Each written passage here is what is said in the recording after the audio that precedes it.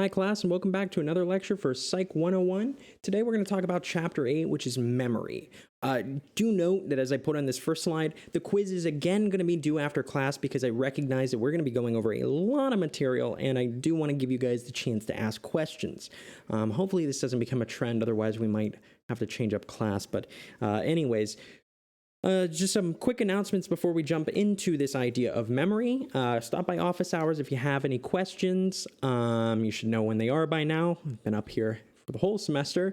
There is a due date change. The paper that's due this coming week, or even though I say next week, is going to be due the week after, but you will have received an email likely by the time you've watched this video. Also, don't forget those SONA credits, which you need to go over. So today, what are we going to cover? Well, we're going to go over a lot. We're going to go over the basics of memory. We're going to talk about the three types of memory: sensory, short-term, and long-term. And then we'll talk about memory loss and forgetting. One thing to note with this lecture is a lot of examples that I'm going to use in class have been cut from this online portion, given the fact that it doesn't make sense to do a lot of these examples online, and a couple videos might get my video demonetized and put off of actually YouTube itself. So there will likely be some questions, and we'll hopefully have some good examples to cover them in class. But starting off with the basics of memory. Well, memory is an active system. It involves us using and kind of identifying what we need to remember. Well, it does a lot of things. It receives information from the senses, right, using sensation. It puts this into a usable form. It organizes it as it stores this information, and then eventually, right, it retrieves that information. Now, this comes into this idea of forgetting. The idea is that, do we have those memories in there and we're unable to retrieve them, or is it the case where we actually just have forgotten? But we can talk about that later. So again, this is going to encode, so put it in, it is going to store, keep it, and then it's going to retrieve when needed, bring it back from storage. Let's start off by talking about encoding, right? Encoding is just this idea of putting information into memory. Now, we can do this in many ways. We can do acoustic encoding. We can code information as sounds that we hear. You likely have encoded some of my words, hopefully a good amount over the semester. We can encode visual information, right, as images. So we can, right, think about how we picture something in our mind when we remember it, and that's going to be this visual idea of encoding. And then there's this semantic idea. This information is general meaning. So things like rules or abstract things we don't understand, right? We know in winter you wear a coat, and that is this idea of kind of semantic information. It's not information that's necessarily anything you need. It's just kind of how the world works. You might think about it. And one way that we encode information we can talk about is involving levels of specificity. And this is this levels of processing model. So how deeply do we process certain information? Well, at our least deep level or most shallow level, we can do what is called maintenance rehearsal. We can use repetition, which is really good for short-term but not long-term memory. A great example of this is if somebody tells you to write down a phone number and you don't have a piece of paper, you might start repeating it in your head. And this is going to allow you to repeat it and keep it fresh in your memory, but it's not usually going to be something you'll remember for the next 30, 50, right, years. Oftentimes we have to do more deep processing, which we call elaborative rehearsal. So this is a way to help information in our memories and things stick better in our brain. And by that we mean more likely to be retrieved later on. So relating new and old information in memory. And so what do we mean by that? So say you find out your friend's birthday, you might, instead of just saying, right, this is your, like whatever date it is, right, today is the 27th for me. So, right, September 27th. So-and-so's birthday is on September 27th. So-and-so's birthday is September 27th. That's a shallow processing and not usually very good. But a deep processing could be like, well, it's at the end of September and I know my aunt has a birthday on the 28th. So, my friend has a birthday the day before my aunt's, and that's, right, meshing these together. You can use things like visual imagery encoding, imagining what somebody or something looks like. You can use organizational encoding, right? Imagining the structure of something, maybe the way certain things are built. For instance, right, remembering those 3 little boxes for encoding, storage, and retrieval, and then things like mnemonics, which help us to remember. But this idea of levels of processing in general talks about shallow versus deep, and we know that the deeper we tend to process things, the more they become semantic and related to other things in our minds. At the most shallow, we might do visual or auditory, but the probability of recall goes up with the more deep processing we do. So the more you encode this in your memory and the better you do it, the more likely it is going to stay. Right? In the same way that if you are to build 3 Little Pigs, right? If you're to build a house out of poor materials, it's not going to stand up very long. If you're not going to take the time to, right, make that information useful or relevant to you, it's harder to keep it in your mind. One way we can keep this deep in our mind is this idea of mnemonics, right? Mnemonics are the study and development of systems of improving and assisting the memory. So there are a lot of different mnemonics out there. People do things like build mind castles to help them remember information. There's a lot of cool stuff on that, which we don't happen to have time to talk about. But when we think about mnemonics, we know, right? What's the order of operations in mathematics? Well, you probably know them, please excuse my dear Aunt Sally, as I learned, but you use that almost in order than the parentheses, exponent, multiplication, division, addition, subtraction, right? PEMDAS, please excuse my dear Aunt Sally, gives us a key to remembering, and it's much easier to remember that key than remember the whole thing, right? Thinking about what part of the brain is involved in memory, you might remember, right, the hippocampus, right? Always remember that hippo on campus. So the idea is that encoding information is a process in and of itself. We have to put something in to our memory so we can get it out. And how we put it in there has a vast kind of implication on how or whether we can get that information back out. And that is where we move on to this idea of storage and how we maintain our information in memory. So with storage, we'll talk about the information processing model. Now, what I will say is we have this cool little system of 3 different boxes here. We're going to bring up another cool system of a couple more boxes. So recognize that these are 2 different models, but they are similar in terms of their outline. But this idea is the information processing model has a bunch of different features in it. It has sensory memory, short-term memory, or sometimes what we call or maybe differentiate as working memory, and long-term memory. But each stage has a different capacity and duration. Now, these 3 stages are different from the 3 processes. So within storage, we have 3 more stages. So here, we get our sensory input. Information comes into our brain. Now, we have what's called sensory memory. Sensory memory is more or less everything that is going on around us, right? When you feel a blade of grass rub up against your foot, or when you move, or when you hear, right, your dog jingle in the next room because of their collar. Yes, I'm looking at you. And the idea behind that is, unless we pay attention to that information, it's immediately lost. Maybe a second or 2 is it in our minds. And we ignore it. If we ignore it, it's gone.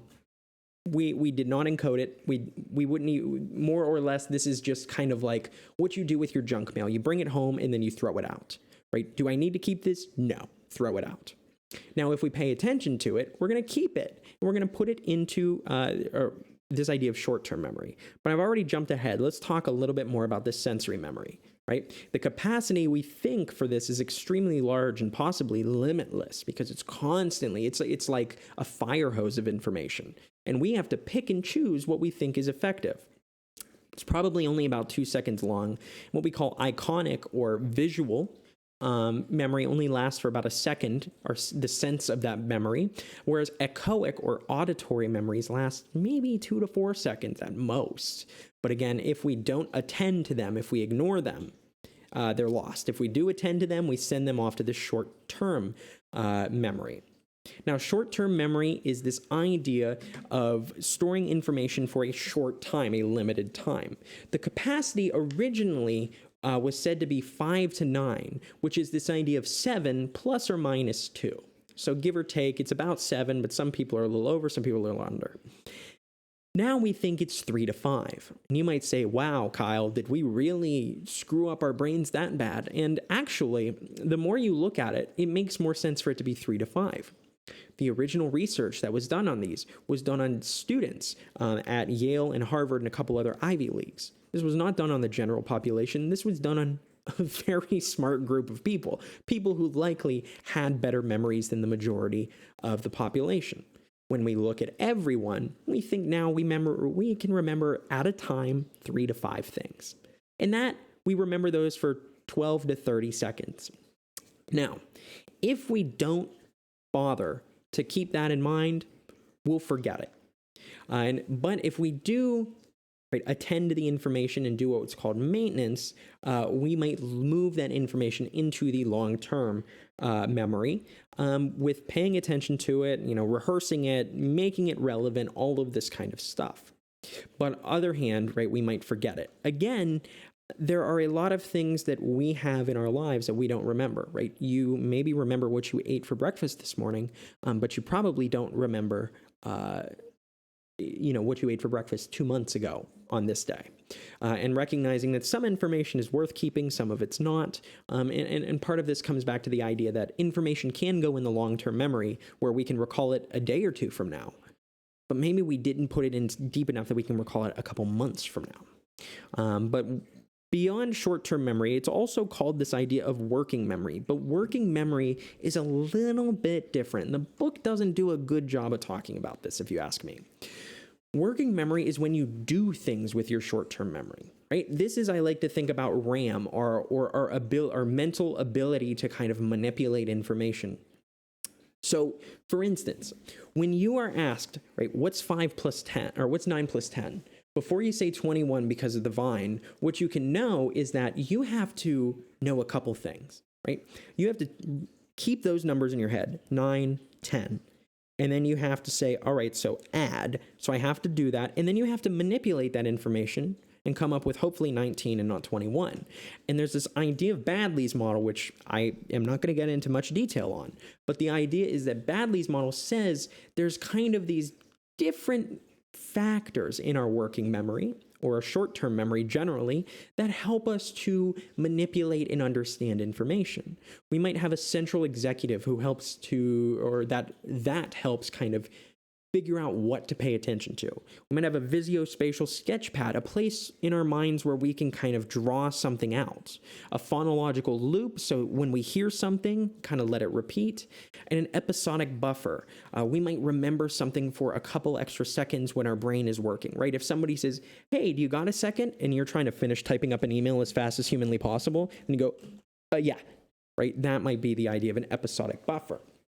And all of these are going to be really useful in the sense that they are helping us to manipulate what is in our short-term memory. When somebody asks you, hey, what do you want to eat for dinner?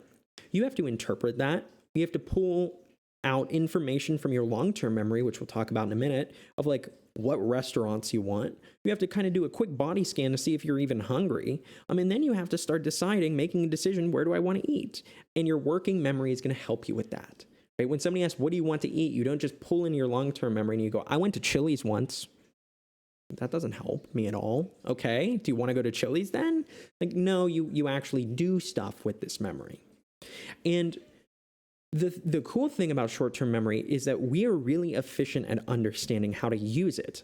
So for instance, we do what is called chunking, This organization of information into meaningful groups. Look at this. If I ask you to memorize this, you're going to struggle. You're going to say, that's more than my 3 to 5 or 7 plus or minus 2 of my short-term memory. Well, what if we chunk these into more memorable terms? What if we chunk these into shorter words that we know? DNA, FBI, TNT, IRS, MTV, SUV, CBS. This is really cool because what it allows us to do is to, instead of saying 1, 2, 3, 4, 5, okay, here's my 5 parts of my working memory that have now been taken up. 1, 2, 3, 4, 5. Look at how much more information we get. We can also create higher order chunks. We can create chunks of chunks, right? The more practice we are with doing certain things, the easier it is to remember information, right? Recognizing that we are very good and efficient at trying to use our memory.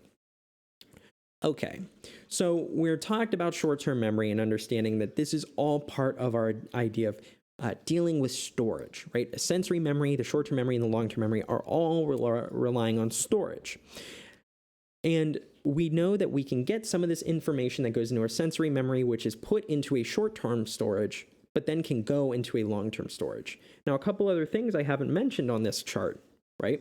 This idea of maintenance rehearsal, right? Memorizing those numbers and keeping them in your head, right? Allows it to reset almost in our short-term memory.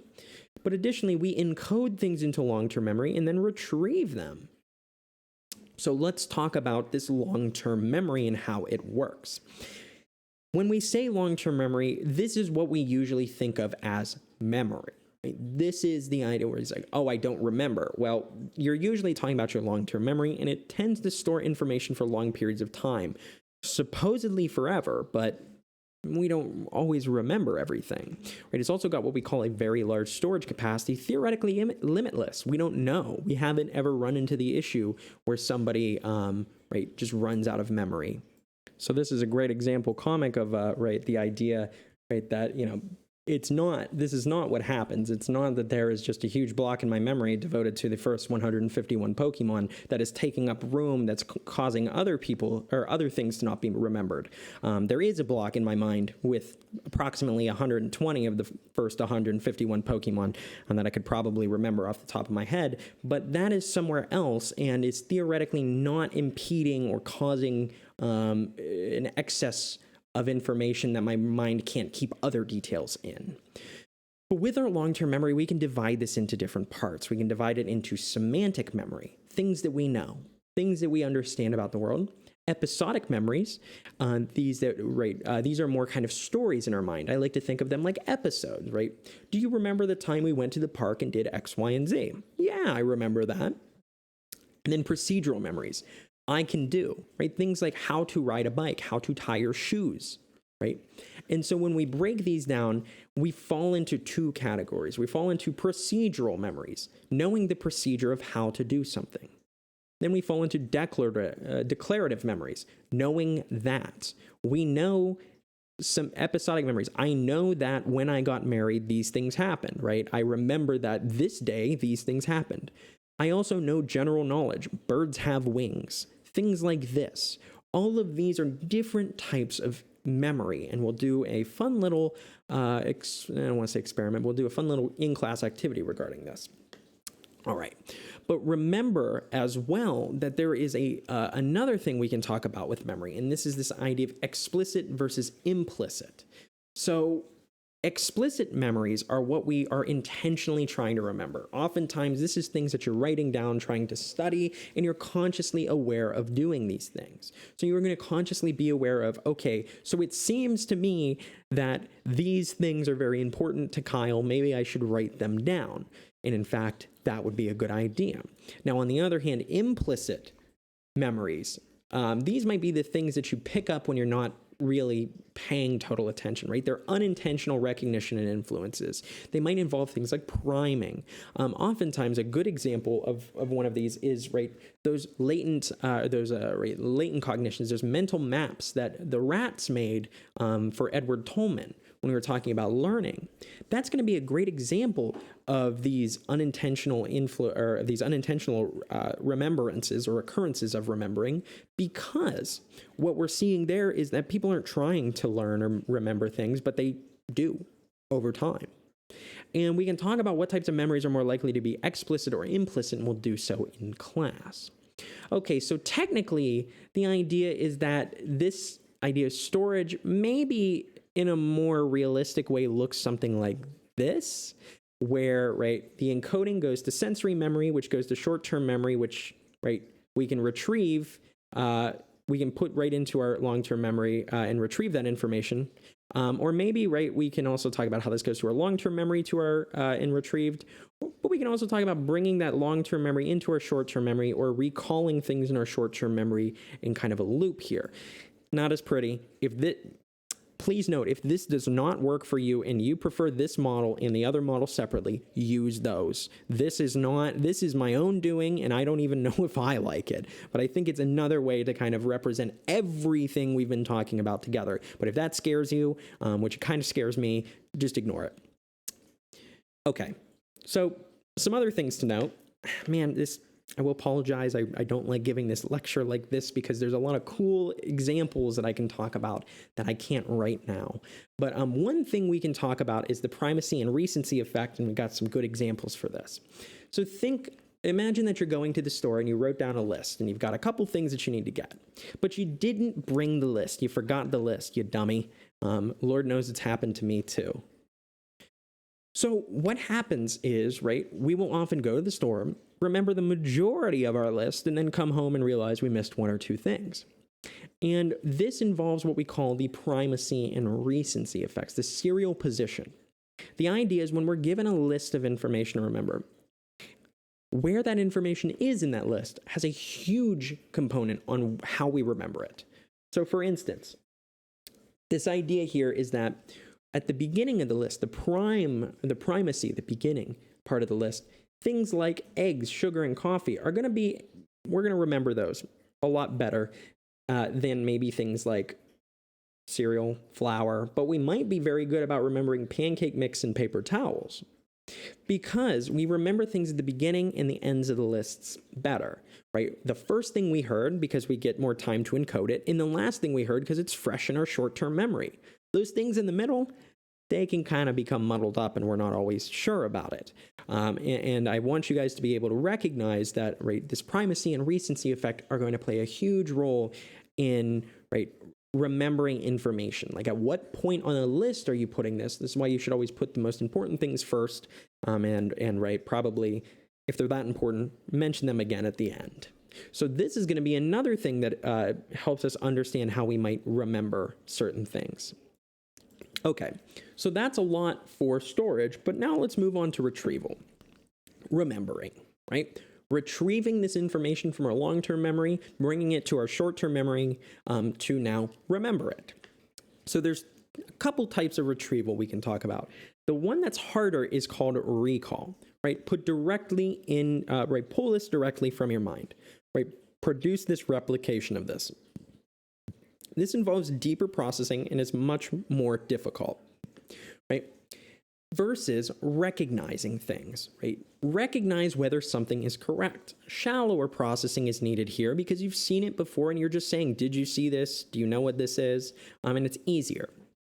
So imagine, for instance, if you are asked to, so say you are witness to a crime and they bring you into the police station and they say, you have to recall what this person looks like so we can make a sketch of them. Versus, we have a list of suspects here. Can you look at the pictures and tell me who it was? Which of those is easier to you? Should be the recognizing. And think about what type of exam questions are usually easier for people. The ones where they have to pull it directly from memory on their own, or the ones where they have to look if they've seen this information or not. Those are very important in playing a role in our semantic knowledge of this, and how we encode is really playing an important role in how we retrieve. But beyond that, there are other things that affect how we retrieve this information. One is this idea of transfer appropriate processing. How well does the way we encoded that information match the retrieval process? So one thing we can talk about with this transfer appropriate processing is context dependence. What context did you learn this in? Memory can be helped or hindered by similarities or differences between learning and testing environments. If you sit in the same seat every day at the same place to watch these lectures, or if you were in a classroom and you could sit in the same seat every day, that's going to help you to remember things better because you are putting yourself as close as possible to those same conditions as before, And the context is very similar, When you learn to scuba dive, you're oftentimes in a pool or some kind of smaller body of water. But when you're being tested, that's going to be in, maybe more like open ocean, things of this nature. And what's going to be easier to remember, If you learn to scuba dive out wherever you're going to scuba dive or learning to scuba dive in some other place. It's going to be much better to do the same context as before. Now, the other one that's a little bit interesting to talk about is this idea of state dependence. So the memory can be helped or hindered by a person's internal state. And by state, we mean a couple things, right? We can talk about mood, right? And so if we're in a congruent state, say I was happy when I studied and I'm happy when I take the exam, Lord knows why, that is going to make it easier for me to bring things up. If I'm worried when I studied and I was worried when I took the exam, it's probably going to put me in that same state. But states are not just emotions. They can also be things like, how drunk are you? So, if you are do not come to class drunk. But if you were to come to class drunk and you studied at that same level of drunkenness, you're going to do better on the exam if you take the exam at that same level of drunkenness than if you took that exam sober, because you were in a different state. Oftentimes, people might remember things better when they imbibe in substances again. They might remember, like, oh yeah, last time I was drinking, I thought of this. Things like this actually matter and help us or hurt us, depending on if they're in the same or different contexts or states in terms of remembering information.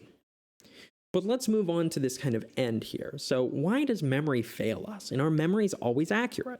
Well, that's definitely an important question to ask, because we do things like, eyewitness testimonies. Are these even good? Well, let's talk about it. So memories for emotionally significant events are more vivid than your everyday episodic event memories. These are called flashbulb memories. These type of memories, think about an old camera with the big kind of bulb that sits over here, like back in the 1930s, and that's a flashbulb. And the idea is it almost creates a picture in your mind, like a flashbulb photo. Now, they state that flashbulb memories are more durable and accurate than regular memories, but they're not perfect.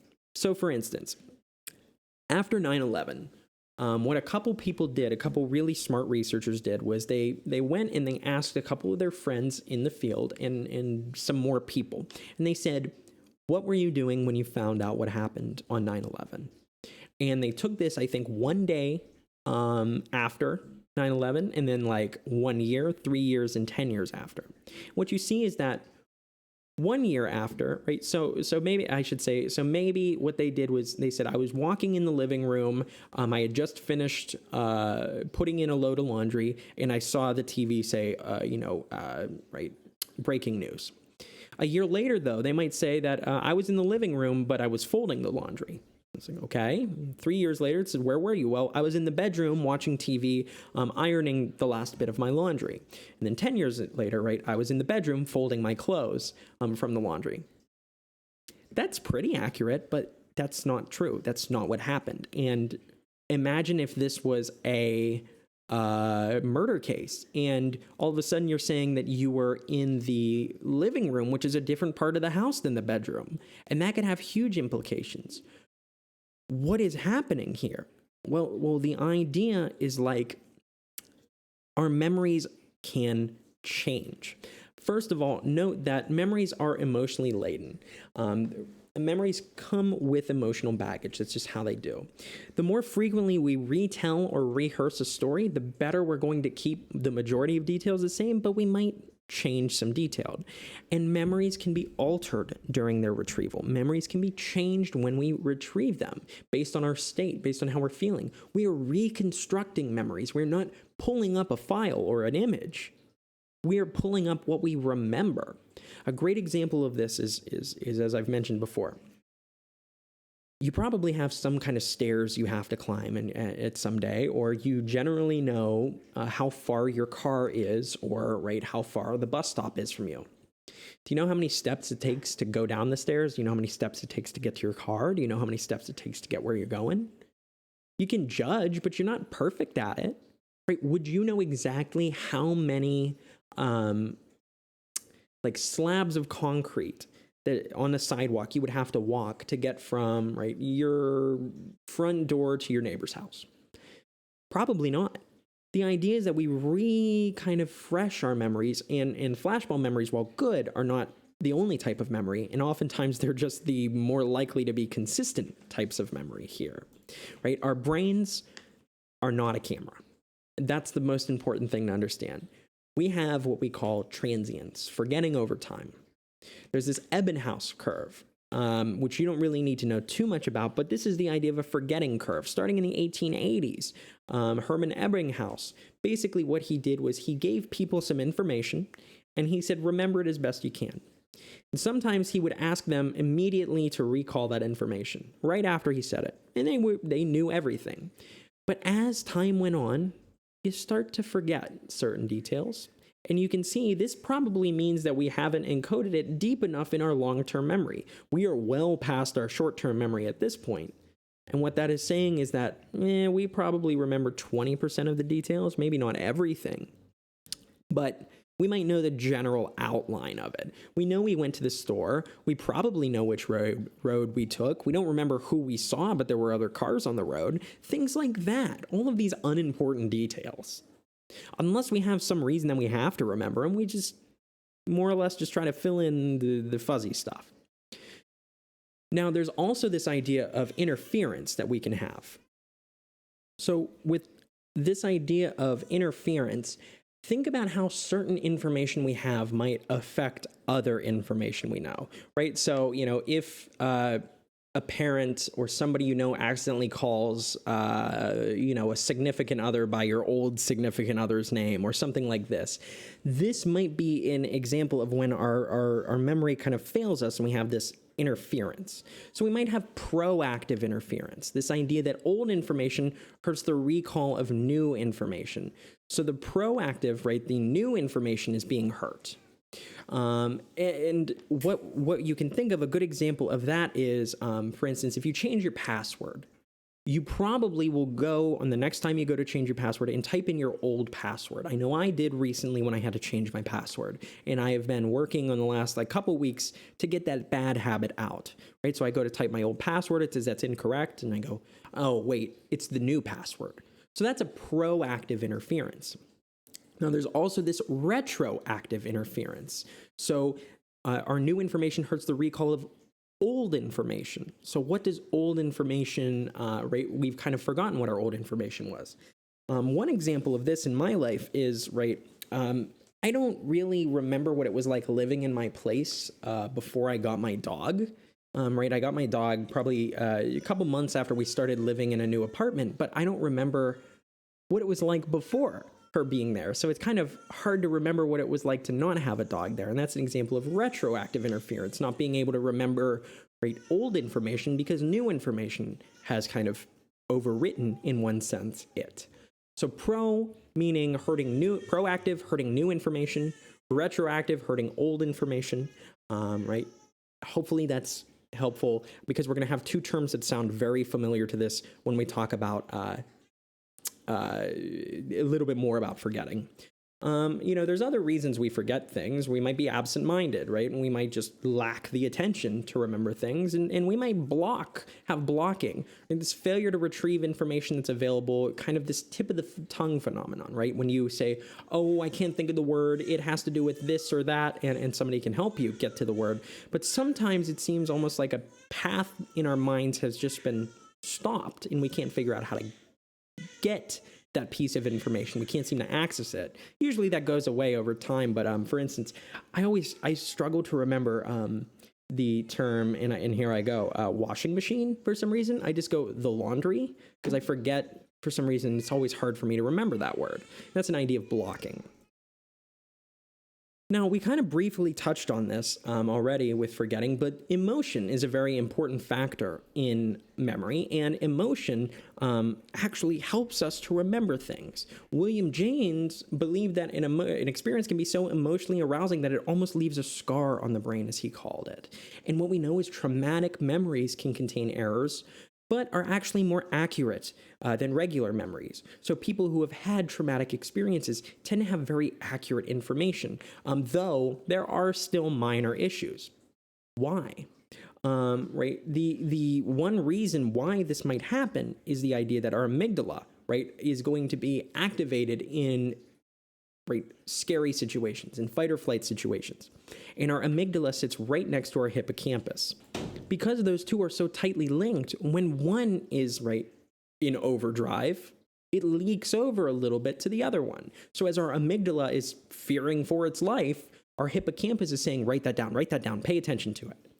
And so we know that these individuals can have more detailed, more specific memories. People often describe it as if time slowed down, right? Their reaction time becomes quicker. They're able to maybe process more because their body is like, well, I need to get out of this situation or we're going to die, so put it in full throttle.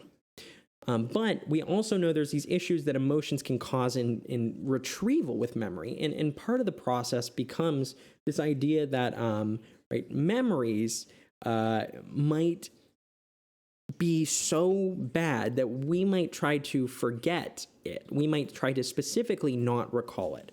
We're really bad at remembering specific details, even without, just naturally, but we're also not bad at, purposefully forgetting things. Understanding that an emotional situation revolves in two systems: the amygdala, which is going to deal with fear memories, and our hippocampus, which is going to just deal with those explicit memories about the situation.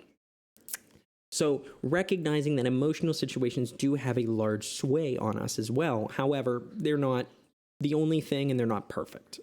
So what are the implications for this? Well, this is huge for people who've experienced trauma, especially people with PTSD. There's some work at Texas A&M where I just came from, understanding how this works, specifically looking at mice and their fear responses and their fear memories, and to help us understand this, and recognizing that we can maybe begin to better understand why things like PTSD happen by working with our understanding of memory. As we mentioned before, though, memories are reconstructions, not recordings. There's a lot of information in a memory that we don't pay attention to. So, for instance, this was kind of recent, a couple years ago.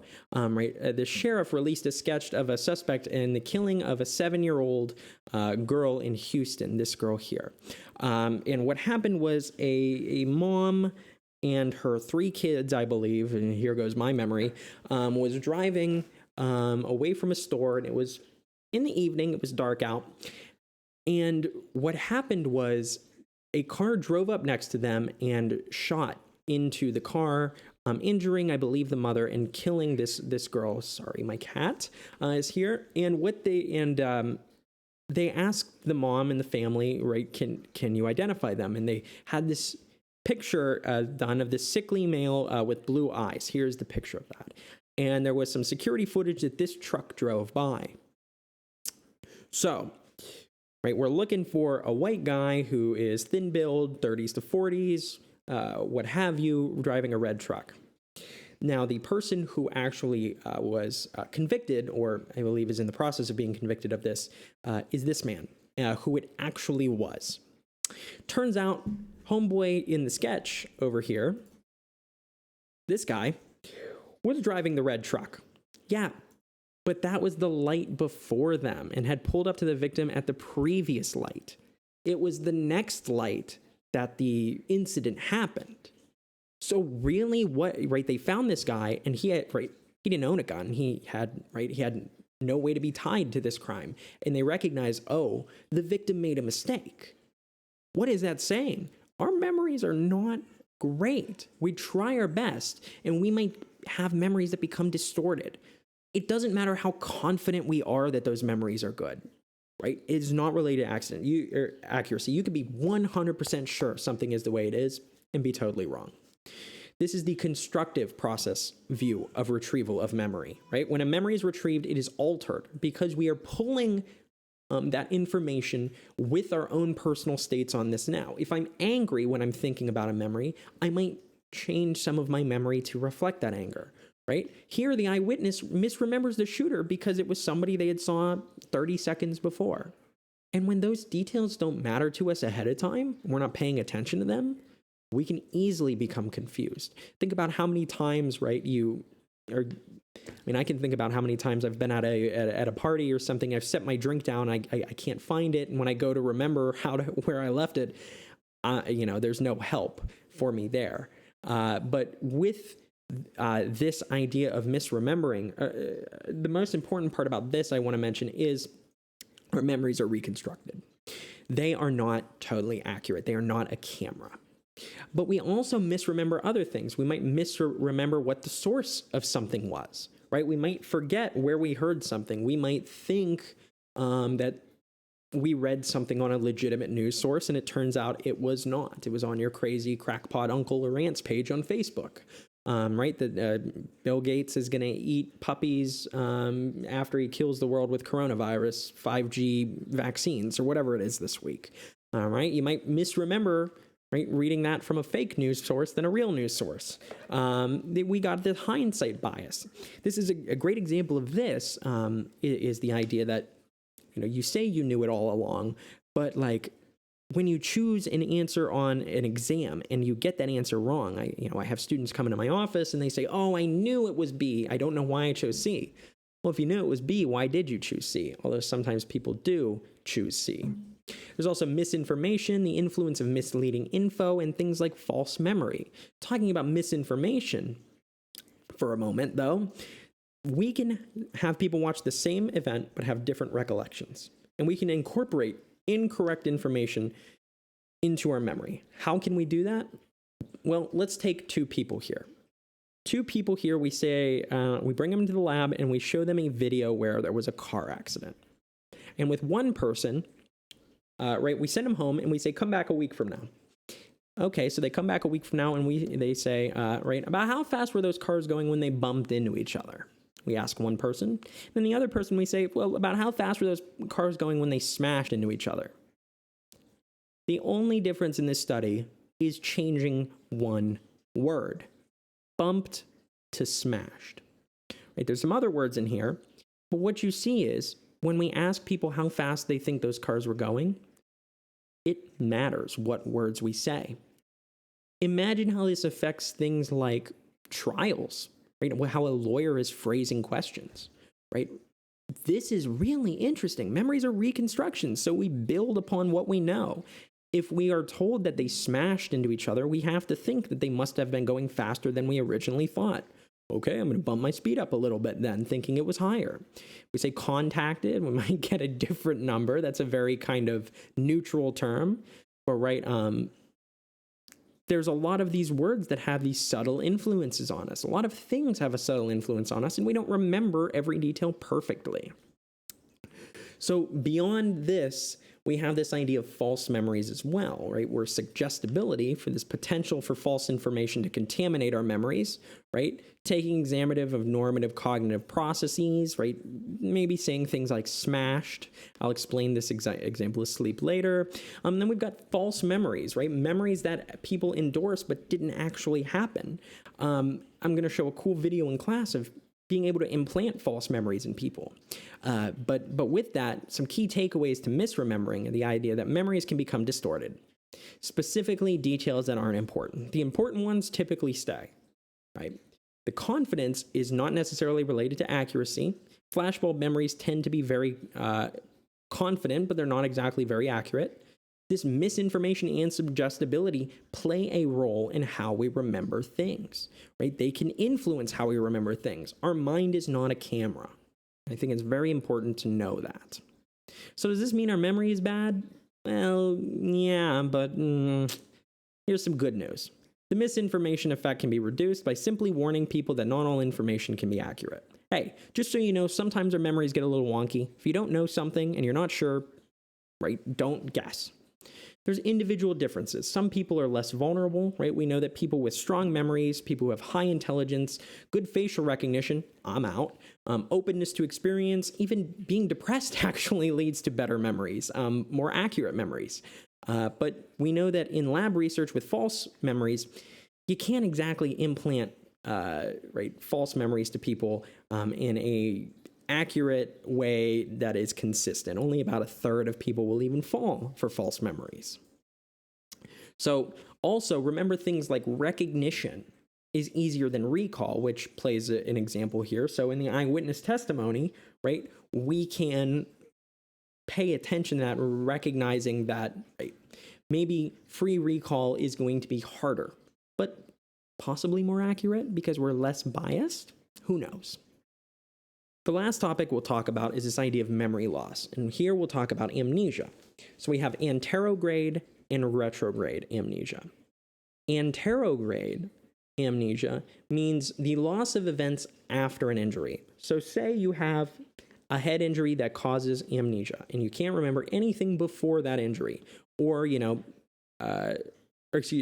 remember, anything after that injury, right? So you got hit in the head and that's the last new memory you can make. This is called anterograde amnesia.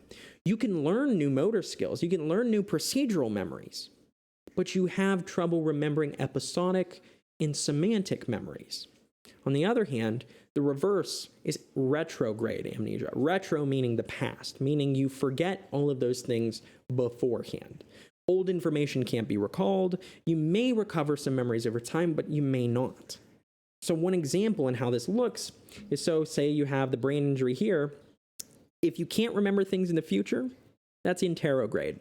If you can't remember anything in the past, that's retrograde. Most people can usually remember some things kind of after a certain point, but more recent to the accident, they don't remember.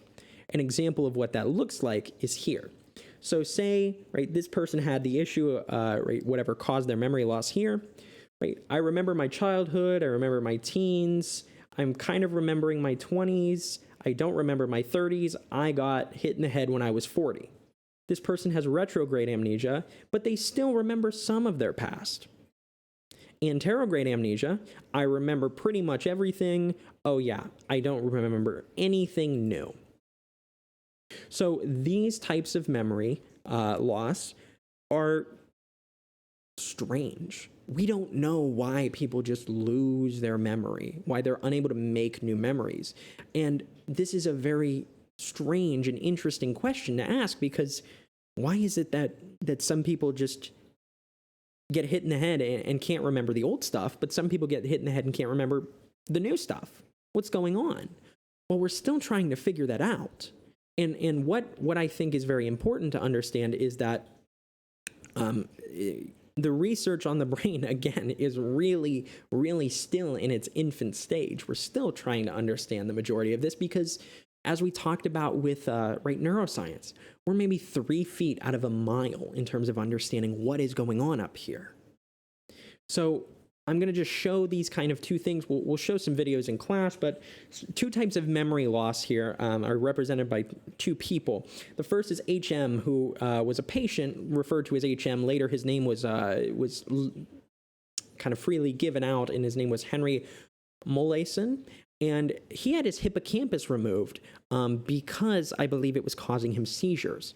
And what happens is he became an anterograde amnesiac, right? If you lose your hippocampus, you can't make new memories, right? That is what makes memories. And he had some retrograde amnesia. He lost about 11 years of memory, suggesting that the hippocampus doesn't just make new memories, but also includes old memories. We also have this idea of Clive Wearing. He is a very special case, and we'll watch a video on him. Clive Wearing has both retro and anterograde amnesia. He literally only exists in this moment. Right? He doesn't remember his past. He doesn't remember his future. They asked him to write down what he was feeling and what he knew. I am alive now, alive first time, right now, a couple minutes later, I am now awake, first time for years, months. Patience begins, right? I am awake for, I am alive. My eyesight works, first time for, I received no important information of any kind. Homeboy can't remember anything. He's literally stuck in a moment. And right, if that doesn't tell you the importance of memory, I don't know what does. What would it be like to not have any kind of memory whatsoever, not to know anything? I don't know, but right, again, talking about why this is something we should be looking at. All right, with that, I have gone over a lot of information today. So do remember, your quiz is not due until after we have met. It will be due at midnight that night. So if you would like to take that extra time to answer or ask questions in class, by all means. Beyond that, Tuesday, Thursdays, office hours as always. Again, that paper is not due this coming week. And don't forget your Sona credits. If you have any questions, do let me know. Otherwise, have a great weekend, or I guess whatever time this is that you're going to watch this. Other than that, yeah, I guess I already said everything. We'll see you later.